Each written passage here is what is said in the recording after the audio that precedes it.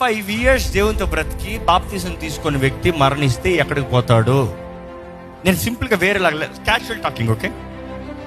25 years ఒక ఆమెని లేకపోతే ఒక ఆయన్ని డేటింగ్ చేసావు. చచ్చిన తర్వాత ఆయన ఆస్తి అంతా నీకు వచ్చేస్తుంది, అవునా? ఆయన ఇన్సూరెన్స్ నీ పేరు మీదకి వచ్చేస్తుంది, అవునా? ఆయన జాబ్ నీ పేరు మీదకి వచ్చేస్తుంది, అవునా? వై? నువ్వు డేటింగ్ చేసా కానీ పెళ్లి చేసుకోలే కదా. మ్యారేజ్ ఉందా? మ్యారేజ్ సర్టిఫికేట్ ఉందా? పెళ్ళి అవ్వకపోతే లెక్కలేదమ్మా.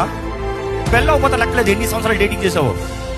25 years యేసుతో ఉన్నానంటున్నావు. 25 years ఒక్కరోజు కూడా బాప్తిజం తీసుకోవాలని తలపు రాలేదా?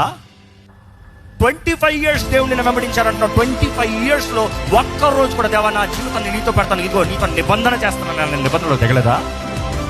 25 years దేవుడిని ఎరుగున్నావు కానీ ఆయన బలలో ఒక్కరోజు కూడా పొందలేదు. How can it be value?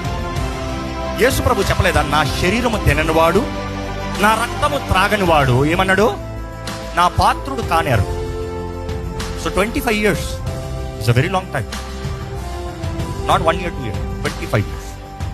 So I personally don't know what is the stand of theirs with God.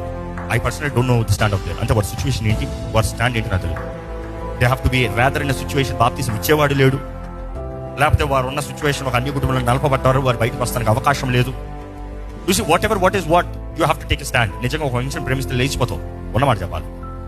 ప్రేమ కొరకు మన ఇంటి కుటుంబాన్ని విడిచి లేచిపోతున్నావు. దేవుని కొరకు ప్రాణం పెట్టిన దేవుని కొరకు అందరు పర్మిషన్ తీసుకునే.